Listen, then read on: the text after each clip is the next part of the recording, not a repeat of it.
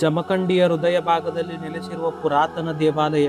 ಇದು ಕೇವಲ ದೇವಸ್ಥಾನವಲ್ಲ, ಶತಮಾನಗಳ ಇತಿಹಾಸವನ್ನು ತನ್ನ ಕಲ್ಲುಗಳಲ್ಲಿ ಹೊತ್ತಿರುವ ಭವ್ಯ ಸ್ಮಾರಕ. ಇದೇ ಜಂಬುಕೇಶ್ವರ ದೇವಾಲಯ.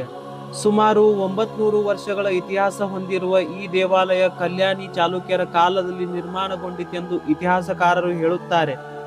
ಆ ಕಾಲದ ಶಿಲ್ಪಕಲೆ, ವಾಸ್ತುಶೈಲಿ ಮತ್ತು ಕಲ್ಲಿನ ಕೆತ್ತನೆಗಳು ಇಂದಿಗೂ ದೇವಾಲಯದ ಗೋಡೆಗಳಲ್ಲಿ ಜೀವಂತವಾಗಿವೆ. ಜಂಬುಕೇಶ್ವರ ಎಂಬ ಹೆಸರು ಕೂಡ ವಿಶೇಷ ಅರ್ಥ ಹೊಂದಿದೆ. ಜಂಬು ಎಂದರೆ ನೆಲ್ಲಿಕಾಯಿ ಅಥವಾ ಜಂಬೂ ವೃಕ್ಷ. ಈಶ್ವರ ಎಂದರೆ ಶಿವ. ಪ್ರಕೃತಿಯ ಮಧ್ಯೆ ನೆಲೆಸಿದ್ದ ಶಿವನ ಆರಾಧನೆಯ ಸಂಕೇತವೇ ಈ ಹೆಸರು ಎಂದು ಹೇಳಲಾಗುತ್ತದೆ. ದೇವಾಲಯವು 3 ಮುಖ್ಯ ದ್ವಾರಗಳನ್ನು ಹೊಂದಿದೆ.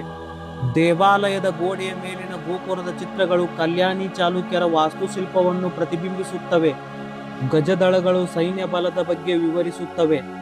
ಕಲ್ಲಿನ ಸ್ತಂಭಗಳ ಮೇಲೆ ಕೆತ್ತಲಾದ ನೃತ್ಯ ಭಂಗಿಗಳು ದೇವತೆಗಳ ಶಿಲ್ಪಗಳು ಆ ಕಾಲದ ಕಲಾವಿದರ ಅದ್ಭುತ ಪ್ರತಿಭೆಯನ್ನು ಸಾರುತ್ತವೆ.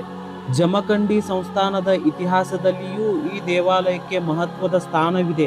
ಕಾಲ ಬದಲಾಗಿದೆ, ಸಾಮ್ರಾಜ್ಯಗಳು ಮರೆಯಾಗಿವೆ, ಆದರೆ ಜಂಬುಕೇಶ್ವರ ದೇವಾಲಯದ ಘಂಟಾನಾದ ಮಾತ್ರ ಇಂದಿಗೂ ಜಮಖಂಡಿಯ ಇತಿಹಾಸವನ್ನು ಪ್ರತಿಧ್ವನಿಸುತ್ತದೆ.